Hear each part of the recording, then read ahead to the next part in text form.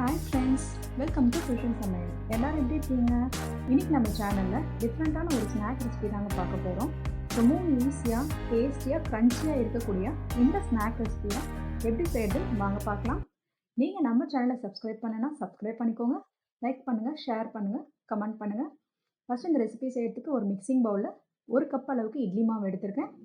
இட்லி மாவு புளிக்காததாக பார்த்து சேர்த்துக்கோங்க. அதே கப்பால் 1 கப் அளவுக்கு பொட்டுக்கடலையை பவுட்ரு பண்ணிவிட்டு சேர்த்துருக்கேன். தேவையான அளவுக்கு உப்பு சேர்த்துக்கோங்க.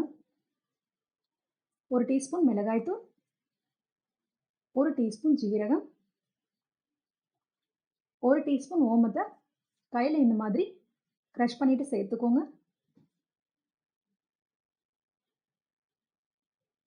கொஞ்சமாக பெருங்காயத்தூள் சேர்த்துக்கலாம். இதில் 1 டீஸ்பூன் நெய் சேர்த்துக்கோங்க. நெய் சேர்த்துட்டு நல்லா கலந்து விட்டுக்கோங்க. இட்லி மாவு மட்டும் புளிக்காத மாவாக பார்த்து சேர்த்துக்கிட்டிங்க அப்படின்னா நம்மளுக்கு ஸ்நாக்ஸ் ரொம்பவே டேஸ்ட்டாக இருக்கும். இப்போ தண்ணி ரொம்ப சேர்த்துக்காம கொஞ்சமாக தெளித்து பிசையுங்க. இப்போ இது சப்பாத்தி மாவு பதத்துக்கு பிசைஞ்சு எடுத்துக்கலாம். நெக்ஸ்ட்டு இந்த மாதிரி முறுக்கு பிழி எடுத்துருக்கேன். கையில் எண்ணெய் தடவிட்டு உள்ளெல்லாம் நல்லா அப்ளை பண்ணிக்கோங்க. இந்த மாதிரி ஒரு அச்சு எடுத்துக்கோங்க. ஓலைப்பக்கோட அச்சுன்னு சொல்லுவாங்க. அந்த அச்சில் நம்ம ரெடி பண்ணி வச்சுருக்க மாவை சேர்த்துக்கலாம். இப்போ எண்ணெய் நல்லா சூடாகிட்டுருக்கு. இதில் இப்போ இதை பிழிஞ்சு விட்டுடலாம். நம்ம இட்லி மாவில் செய்கிறதுனால இட்லி மாவில் உளுந்து சேர்த்துருப்போம். அதனால் கேஸை சிம்மில் வச்சுட்டு செய்யுங்க.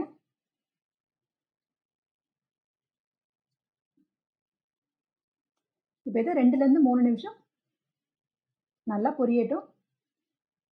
இப்போ 3 நிமிஷம் கழித்து நம்மளுக்கு கிறிஸ்பியாக ரெடியாக இருக்கு பாருங்கள். வெறும் வீட்டில் இருக்க இட்லி மாவை வச்சு ரொம்பவே டேஸ்டான ஒரு ஸ்நாக் ரெசிபி செஞ்சுருக்கோம். நம்ம எடுத்துக்க 1 கப் இட்லி மாவுக்கும் 1 கப் பொட்டுக்கடலைக்கும் எனக்கு இவ்வளோ ஸ்நாக்ஸ் கிடச்சிருக்கு.